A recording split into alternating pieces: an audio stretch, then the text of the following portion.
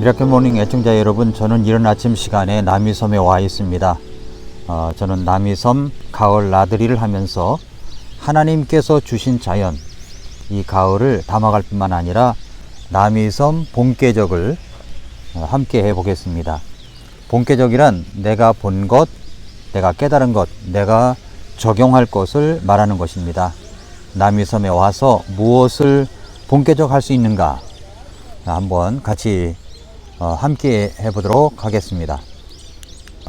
남이섬은 남이 장군의 묘역이 있는 문화유적지이자 관광 휴양지로 개발된 것으로서 매년 세계 122개국으로부터 130만 명의 외국인 관광객을 포함해서 연간 총 330만 명 이상이 찾는 대한민국의 대표적인 관광지입니다.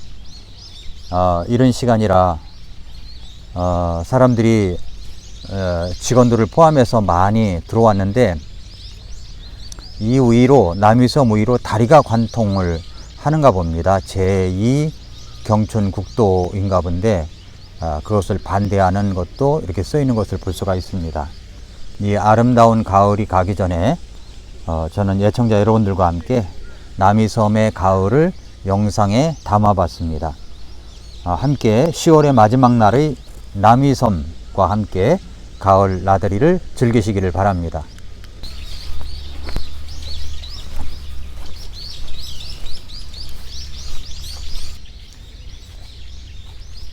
오늘의 이 남이섬을 관광지가 되게 하기까지는 한 사람의 수고와 집념이 있었습니다. 그분이 바로 남이섬 대표인 강우연 대표입니다.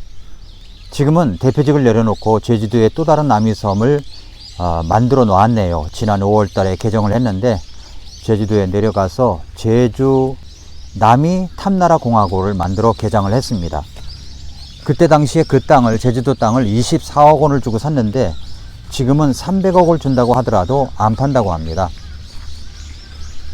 오늘은 가평의 남이섬의 가을을 여러분이 보고 있습니다. 제주도에 가면 저도 그곳을 한번 가보고 싶습니다.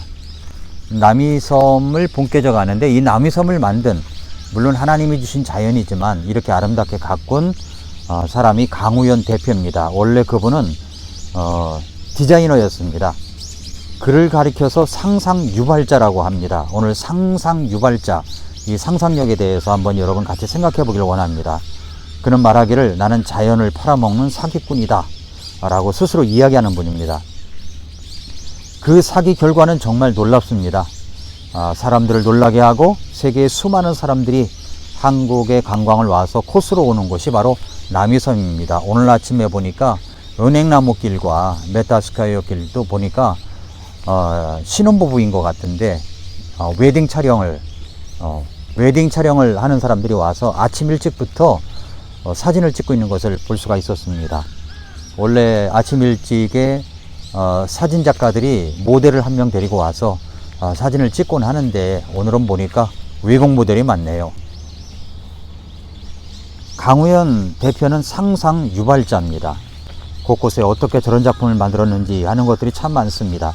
그는 상상 유발자입니다. 늘 상상이라는 말도 입에 달고 삽니다. 직업이 화가, 동화작가, 일러스트레이터, 그래픽 디자이너이니까 상상으로 먹고 사는 사람이다, 이렇게 볼 수가 있습니다. 상상력이라고 하는 것이 정 코스대로 생각하는 것이 아니라 삐딱하게 생각해야 상상력이 나옵니다. 강우연 대표가 유별난 삐딱이라고 합니다.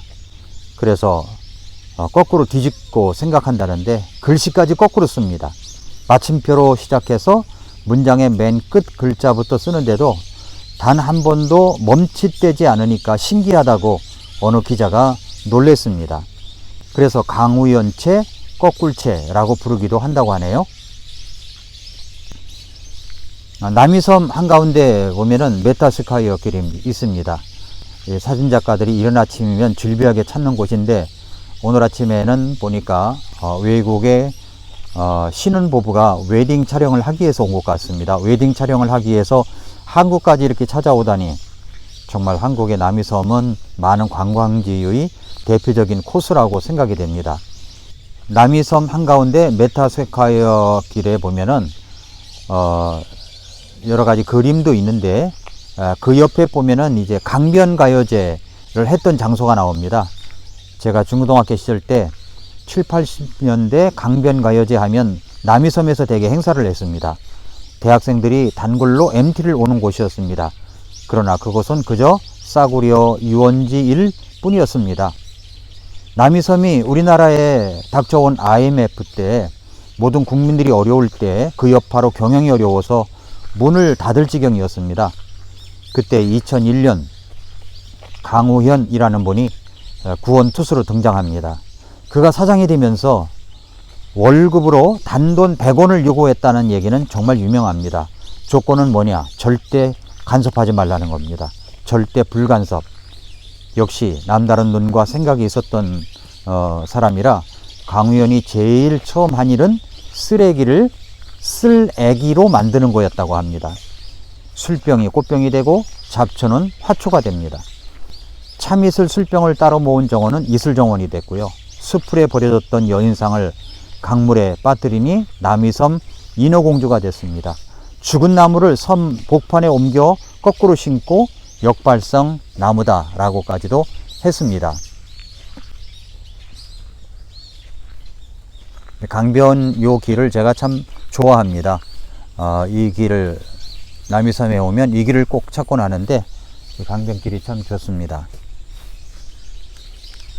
우리도 그런 것 같습니다. 이 거꾸로 생각하는 것, 저희 집 보일러도 거꾸로 보일러인데 거꾸로 생각하는 것이 참 좋을 때가 있습니다.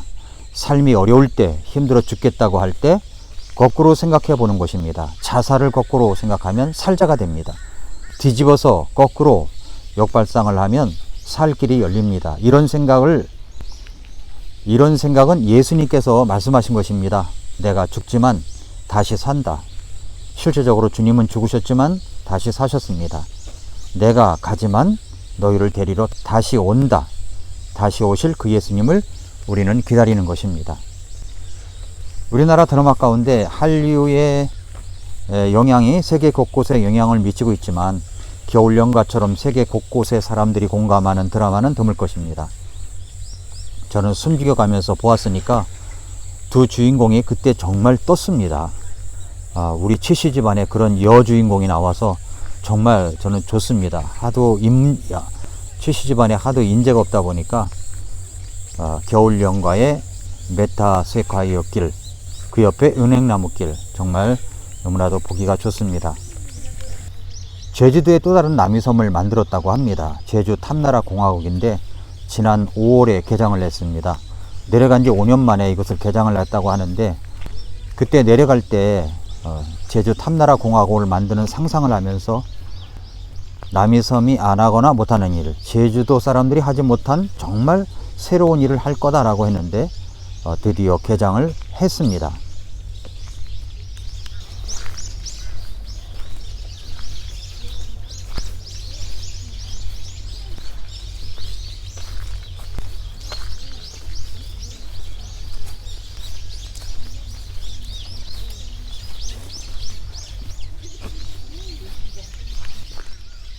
남이섬을 남이나라 공화국이라고 하더니 제주도도 제주 탐나라 공화국이라고 이름을 붙이면서 그때 특채 모집 공고를 이렇게 붙였답니다.